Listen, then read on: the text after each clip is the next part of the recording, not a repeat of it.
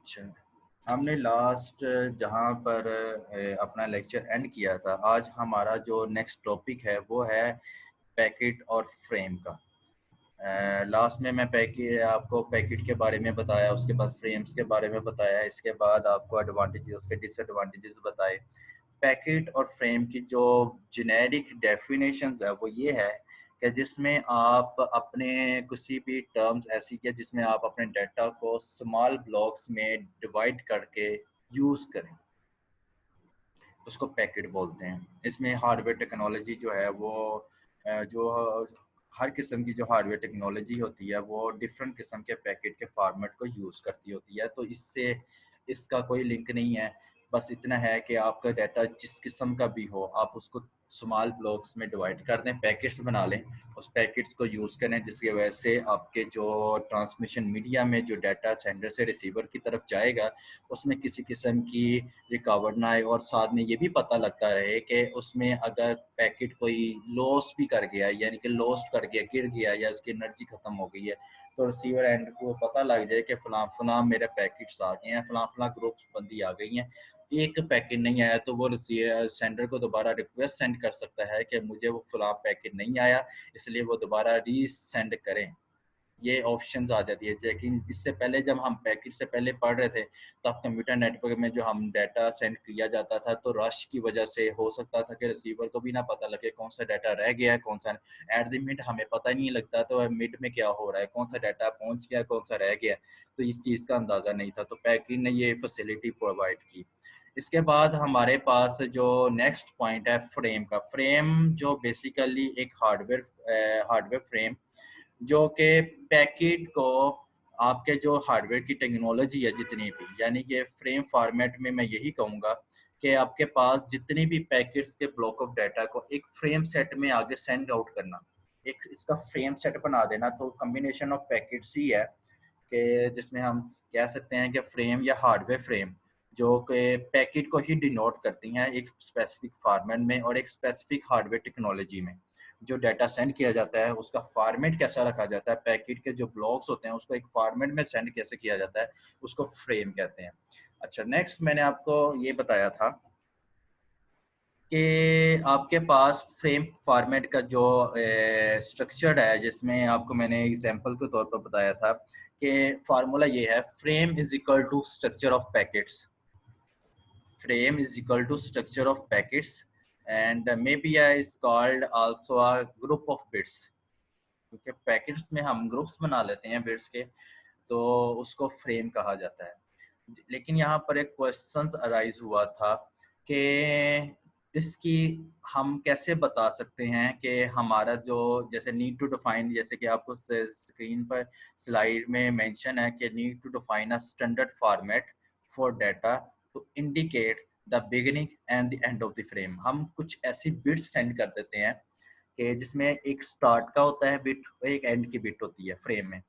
तो हम सवाल यहाँ पर राइज होता है कि when it need to tell the start end of the frame, कब जरूरत पेश आती है स्टार्ट और एंड की जी। क्योंकि जबकि मैंने आपको इसका आंसर ये है इसका कि क्योंकि एसिंक्रोनस कम्युनिकेशन में ज़्यादातर कंप्यूटर नेटवर्क इस्तेमाल हो रहा होता है, तो रिसीवर एंड पर की तरफ से वो बहुत हार्ड टाइम अलर्ट होता है कि वहाँ से कोई ना कोई कम्युनिकेशन आएगी, वहाँ से कोई ना कोई डाटा रिसीव होगा, तो इस किस्म से वो हमेशा अलर्ट रहता है। तो start and end of the frame time जो है उसमें एक हेल्प प्रोवाइड करते हैं।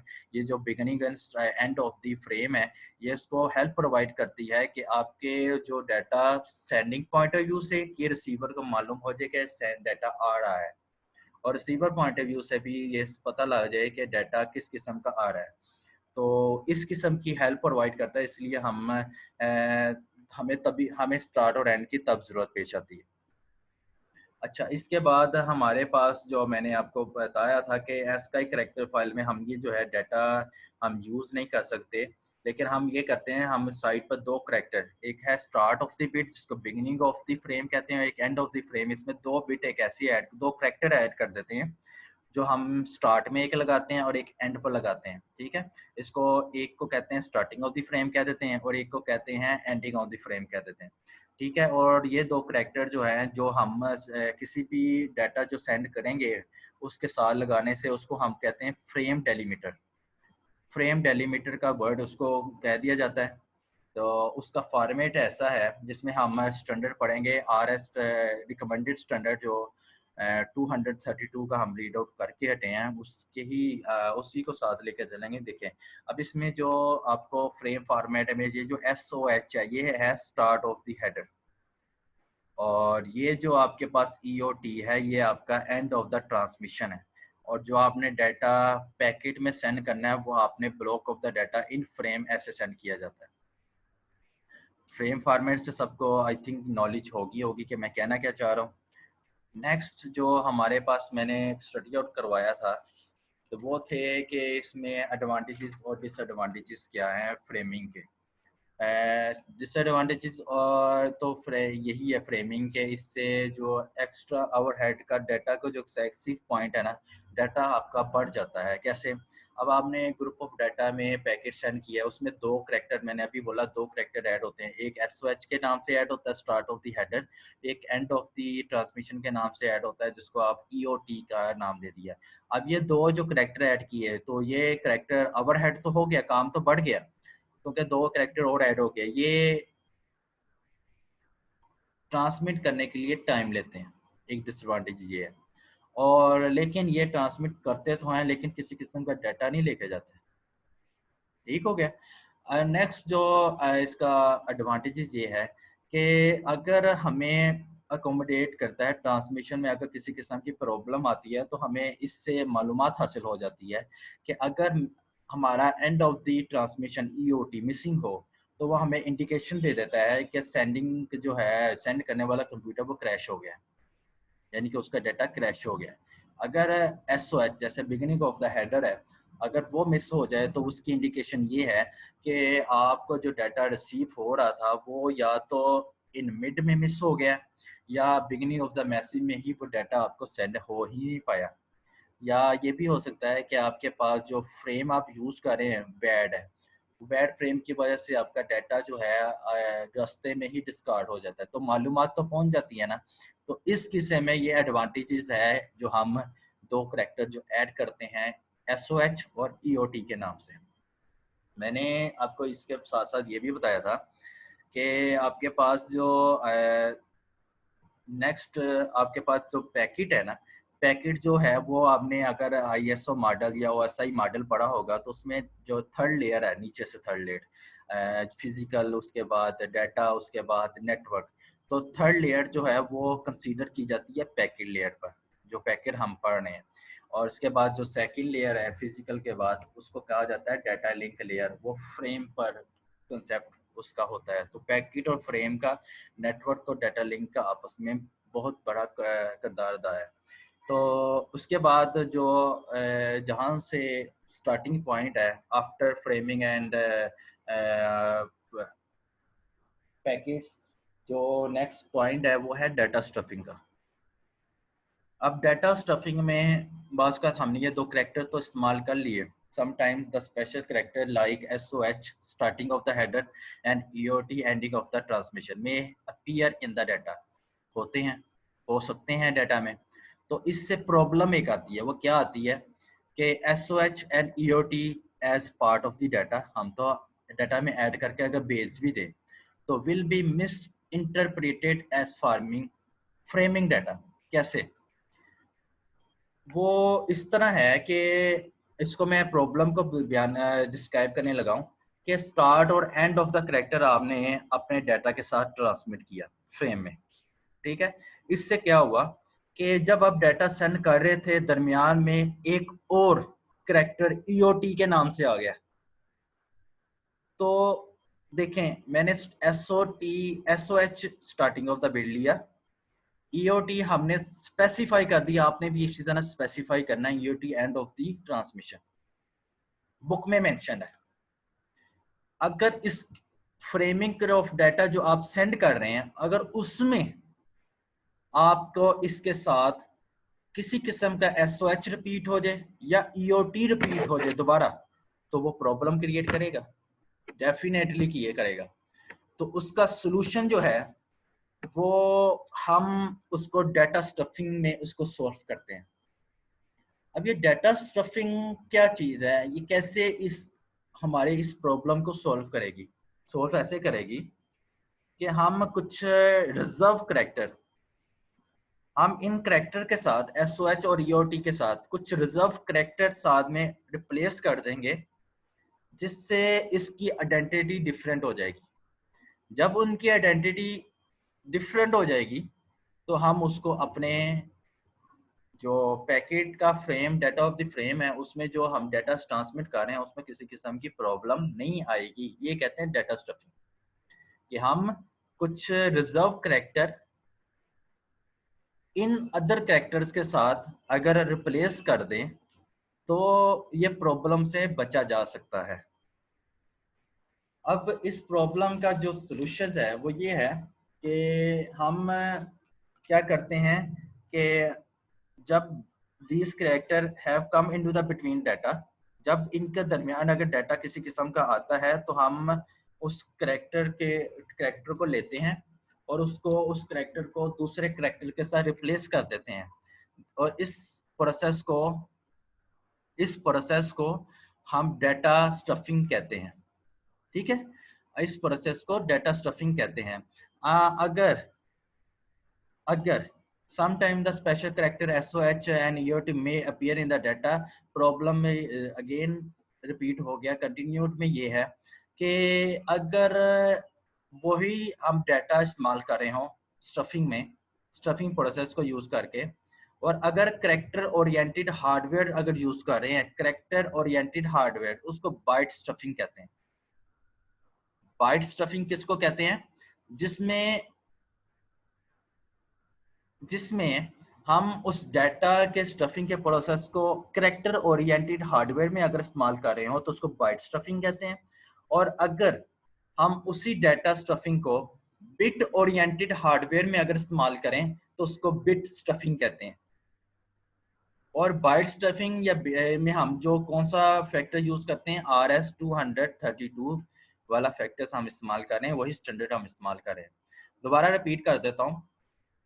डाटा हमें पहले मैंने आपको बताया कि हमारे पास डाटा स्टफिंग क्या होता है कि हम कुछ रिजर्व करेक्टर ऐड कर रिप्लेस कर देते हैं जो हमारे पास एंड ऑफ द फ्रेम हो, स्टार्ट ऑफ द फ्रेम हो उसके साथ, ताकि किसी किस्म की जो प्रॉब्लम आई है वो सॉल्व हो जाए। सेकंड पर मैंने आपको बताया अगर इसके साथ हम कोई डाटा भेज देते हैं, इनके दरमियान कोई डाटा आ जाते हैं तो हम उसके करेक्टर को रिप्लेस कर देते हैं दूसरे करेक्टर के साथ। अगर मैं डाटा यूज कर रहा हूँ तो उसको डाटा स्टफिंग कहेंगे, और अगर मैं इसी डाटा स्टफिंग के प्रोसेस में करेक्टर ओरिएंटेड हार्डवेयर यूज कर रहा हूँ तो उसको बाइट स्टफिंग कहेंगे, और अगर मैं उसी डाटा स्टफिंग प्रोसेस में बिट ओरिएंटेड हार्डवेयर अगर यूज कर रहा हूँ तो उसको बिट स्टफिंग कहेंगे। 3 किस्म की डेफिनेशन आपको बता दी, बल्कि 4 किस्म की। पहले आपको स्टफिंग बताया, स्टफिंग डाटा स्टफिंग बताया, डाटा स्टफिंग के बाद आपको बात बाइट स्टफिंग का है, उसके बाद बिट स्टफिंग है। 3 डेफिनेशन इसमें कवर होती हैं। For example, can use escape ESC as a prefix. Prefix का मतलब है कि हम जो भी डाटा इस्तेमाल करेंगे उससे पहले हम ये वर्ड लगा देंगे ESC, escape का वर्ड यूज कर लेंगे, followed by the X for SOH and Y for EOT and Z for escape। ये नोट डाउन कर लें कि ये हम इंडिकेशन करेंगे कि फॉर एग्जांपल हम इस पे एस्केप यूज करेंगे प्रीफिक्स के तौर पर, जो कि फॉलो कर रहा होगा, जिसमें हम कंटिन्यू करते हैं S for SOH, Y for EOT और Z for escape। Byte stuffing में जैसे ही आपको पता है कि बाइट स्टफिंग में the sender replaces each occurrence of special character with the combination of 2 character. अगर आपके फ्रेम डाटा फ्रेम में अगर डाटा के फ्रेम में अगर किसी किस्म का अगर आ जाता है या एसओएच रिपीट हो जाता है या आपका ईओटी रिपीट हो जाता है, तो हम उसको रिप्लेस करते हैं या एस्केप एक्स के साथ, एस्केप वाई के साथ, एस्केप जेड के साथ। The receiver then replace each occurrence of, ये है सेंडर की तरफ से, सेंडर उसको इस तरह रिप्लेस कर देता है। अगर रिसीवर की तरफ से रिप्लेस किया जाए तो वो escape X, escape Y, escape Z by the corresponding single character को ही लेगा। बात यहाँ पर अगर दो वर्ड भी यूज हुए हैं तो वो ये सिंगल करेक्टर को ही कंटिन्यू रखेगा। हमने ये सिर्फ सहूलत की है उस प्रॉब्लम को सॉल्व करने की। जैसा कि आपको यहाँ पर इमेज में नजर आ रहा है कि अगर आपके किसी आपके फ्रेमिंग ऑफ द डाटा में एस एच आया है, यानी कि starting of the bit repeat हुआ है, तो प्रॉब्लम क्रिएट हुई। हम उसको रिप्लेस कर देंगे एस्केप एक्स के साथ। ओके, अगर हम EOT and of the frame use कर रहे हैं तो अगर उसमें किसी किस्म का प्रॉब्लम आता है तो उस प्रॉब्लम में अगर रिपीट हो जाता है डाटा, इस तरह के करेक्टर एक न्यू आ जाता है ईओटी के नाम से, तो स्टार्ट में भी आ गया, एंड पे भी आ जाए, मिड में भी आ जाए, तो हम उसको replace byte stuffing, data stuffing में हम उसको कैसे रिप्लेस करेंगे, एस्केप वाई के तौर पर हम यूज करेंगे। और अगर एस्केप तीसरा जो हमने करेक्टर डाटा में लिया अगर एस्केप आ जाता है तो उसको हम एस्केप जेड के तौर पर कंटिन्यू करेंगे। उम्मीद करता हूं कि आपको अब डाटा स्टफिंग, बाइट स्टफिंग और बिट स्टफिंग की मालूमात होगी कि आपको हो सकता है जो दो स्पेशल कैरेक्टर हम ले रहे थे, एक को हम स्टार्टिंग ऑफ द बिट कहते थे, एक को हम एंड ऑफ द बिट कहते थे। अगर इसके दौरान भी ये तो हमें फायदा हो गया कि रिसीवर एंड को जल्द से जल्द पता लग जाता है कि फलां किस्म का डाटा आ रहा है, पैकेट ये सहूलत फराम करता है। लेकिन इसके साथ साथ प्रॉब्लम जो क्रिएट आई कि एट द मिड अगर उस तरह का कोई करेक्टर आ गया तो प्रॉब्लम क्रिएट हो जाएगी। तो उसका हल कैसे निकाला पैकेज फ्रेम में? उसका हल ये निकाला कि उसमें डाटा स्टफिंग कर दी जाए। डाटा स्टफिंग ये होता है कि आपको उस करेक्टर के रिप्लेस के तौर पर आप कुछ और एंटर कर दें, और ये स्पेसिफाई किया गया है आपकी बुक के अकॉर्डिंग टू कि आपके जो करेक्टर अगर एस ओ एच आता है तो आप स्केप एस से नोटेट करेंगे, और अगर ईओटी आता है, एंड ऑफ द फ्रेम आता है, तो आप उसको स्केप वाई के तौर पर नोटेट करेंगे। उसके बाद एस्केप आता है तो स्केप जेड के तौर पर आप उसको नोट डाउन करेंगे। नेक्स्ट जो आपके पास, जैसे कि आपके पास पहले डाटा था ये वाला, अब यहाँ पर आपको पता है कि यहाँ पर आपके पास ये डाटा जो पहले ए फॉर्म में इलस्ट्रेशन, आप यहाँ पर बाइट स्टफिंग पढ़ें, A is the example of data that indicate character such as SOH and B में आप द फ्रेम है आफ्टर बाइट स्टफिंग। ये जो आपको फ्रेम नजर आ रहा है ये बाइट स्टफिंग का आ रहा है, जिसमें आपने डैशेस जो लाइंस हैं वो शोज करती हैं location in the original data where character has been replace the new character edit. जहां पर आप ये देखें, अब यहाँ पर स्टार्ट में तो आपको मैंने बताया एसओएच लिखेंगे और एंड पर आप ईओटी लिखेंगे। एक तो ये बात, ये तो आपने लिखना ही लिखना है। एक बात स्टार्ट हो गई, अगर दरमियान में ये देखें, आपके दरमियान में आपके पास ये बाकी के ये जो रिप्लेसेस हैं यहाँ पर कुछ और डाटा है, लेकिन मैं सिर्फ मेंशन और वो कर रहा हूँ कि अगर ये जो स्टार्ट ऑफ द बिट, ये एंड ऑफ द बिट इसके साथ मिलता जुलता अगर दरमियान फ्रेम के डाटा में आ जाए तो उसको आपने कैसे कवर करना है, उसको डाटा स्टफिंग उसकी कैसे करनी है। देखिए स्टार्ट ऑफ द बिट आपने एस लिख दिया, अब इन मिड में स्टार्ट होते ही एस्केप का वर्ड आ गया, और जब इन तीन फॉर्मेशन में जैसे मैंने आपको बताया एस्केप में आपने क्या यूज करना था, एस्केप जेड, तो आपने उसके दो पार्ट कर दिए एस्केप जेड, उसको दो हिस्सों में दो करेक्टर में उसको सेव कर लिया। रिसीवर एंड इसको वन करेक्टर ही, सिंगल करेक्टर ही यूज करेगा। हमने इसकी फॉर्मेशन ऐसे की है कि उसको सिर्फ उसके प्रॉब्लम को सॉल्व करने के लिए। जैसे अब नेक्स्ट में आपके पास मौजूद है एस ओ एच रिपीट हुआ, यानी कि start of the bit repeat हुई, तो अगर ये दोबारा आ गई है तो प्रॉब्लम क्रिएट हुई, तो यहाँ पर भी डाटा स्टफिंग करनी पड़ेगी। डाटा स्टफिंग यहाँ पर कैसे करनी पड़ेगी, अब लास्ट जैसे हमने फिगर में देखा था कि लास्ट पर कि एस ओ एच को एस्केप एक्स, ई टू ई और टी को एस्केप वाई, और एस्केप को एस्केप जेड के तौर पर हमने लेना है। ठीक है, तो यहाँ पर एस ओ एच के मुताबिक हमारे पास एस्केप एक्स आया। इसी तरह अगर उसमें एक दफ़ा चेंजेस आती हैं, 100 दफ़ा चेंजेस आती हैं, 1000 टाइम्स चेंजेस आए तो हमें चेंज करना पड़ेगा, उसकी बार-बार स्टफिंग करनी पड़ सकती है। तो उसके बाद देखें थर्ड पर उसके ईओटी दोबारा रिपीट हुआ। ईओटी ला यानी कि and of the frame, and character of the frame, तो उसको हमने किस में कन्वर्ट किया, एस्केप वाई के तौर पर कन्वर्ट कर दिया। ठीक है, जहाँ से एस्केप फिर आया तो हमने उसको एस्केप जेड के तौर पर कवर कर लिया, और लास्ट पर जो हमने एंड करना है वो ईओटी। अब ये आपका आफ्टर बाइट स्टफिंग के बाद आपके पास ये फ्रेम आ गया जो डाटा सेंड होना है रिसीवर एंड के पास। अब इस फॉर्मेशन में आप देखें कि आपके पास डाटा की लेंथ बढ़ गई, ठीक है, और लेकिन इससे फायदा ये हुआ कि आपकी जो repeating start of the beat and end of the beat and mid of the beat जो आ रही थी, उससे आपके जो प्रॉब्लम क्रिएट हो रही थी वो रिजॉल्व होगी। जैसे हमने एस्केप को चेंज कर दिया, उसके बाद एसओएच को चेंज कर दिया, रिप्लेस कर दिया, सॉरी, ईओटीडी को रिप्लेस कर दिया, उसके बाद एस्केप को, इससे अब हमारे पास जो फ्रेम ऑफ द डाटा जो हम सेंड करेंगे रिसीवर एंड को, तो उसमें किसी किस्म की अब प्रॉब्लम नहीं आएगी। ये हो गया। अब इस क्रिएट के मुताबिक आपको अब बाइट स्टफिंग और डाटा स्टफिंग का मालूमात होगी होगी, ठीक है। तो नेक्स्ट जो है, अब जो मैं स्टार्ट करूंगा, यहाँ तक जितना मैंने बाइट स्टफिंग के बारे में बताया, बाइट स्टफिंग की डिटेल्स बताई, बाइट स्टफिंग क्या होता है, उसमें बिट स्टफिंग किसको कहते हैं, और उसमें डाटा स्टफिंग किसको कहते हैं, ठीक है। ये तीन किस्म की डेफिनेशन है। उसके बाद मैंने आपको एग्जांपल्स के जरिए भी आपको समझा दिया कि आपके जो पैकेट फ्रेम में आता है, अगर किसी किस्म की इसके बाद भी प्रॉब्लम क्रिएट होती है तो उसको उसकी बाय डाटा स्टफिंग में किस तरह इसको रिजोल्व किया गया है। नेक्स्ट टॉपिक जो हमने स्टडी आउट करना है वो है ट्रांसमिशन एरर्स। ये नेक्स्ट लेक्चर्स में मैं इसका नेक्स्ट लेक्चर में इसको स्टडी आउट करवाऊंगा।